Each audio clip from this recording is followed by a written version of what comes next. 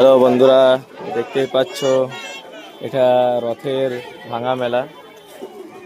আপনাদেরকে সব পরিদর্শন করে দেখাচ্ছি। আমাদের এই যে মন্দির, যে মন্দিরে আমাদের কৃষ্ণ গোপাল আছে, ছোট্ট গোপাল, কৃষ্ণ গোপাল, রাধামোহন। মন্দিরের অবস্থা দেখতেই পাচ্ছ, ছোট করে দেখানোর চেষ্টা করছি, একটু এর থেকে ছোট হচ্ছে না। এই যে মেলা, চারিদিকে মেলাতে বসেছে, দেখতেই পাচ্ছ। আর এইখানে আপনার আমাদের কৃষ্ণ ঠাকুরের মেলা, যেখানে কীর্তন আরতি কীর্তন হয় প্রত্যেক বছর, দেখতেই পাচ্ছ। আর এই আমাদের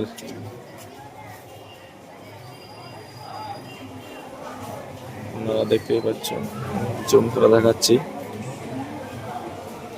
আমাদের বিষ্ণুপুরের রাজা বললেই চলে। এটা বিষ্ণুপুর যার জন্য বিখ্যাত।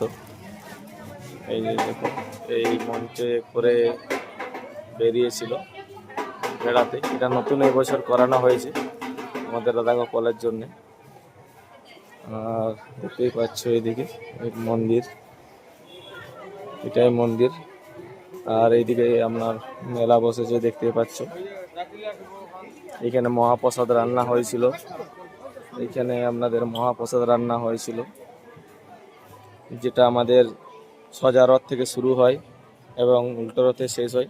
কিন্তু এখানে প্রতিদিনই কিন্তু মহাপ্রসাদ রান্না হয়। যদি কেউ আসতে চাও, প্রসাদ খেতে চাও, তার আগে কুপন কাটতে হয় এখানে, এবং কুপন কেটে দুপুরবেলাতে প্রসাদ পাওয়া যায়। এই যে দেখতে পাচ্ছ, এই যে মেলা চারদিকে। আজ তো অনেক ফাঁকা, ভাঙা মেলা যেহেতু, কিন্তু কাল রাত এখানে পা ফেলার জায়গা থাকেনি।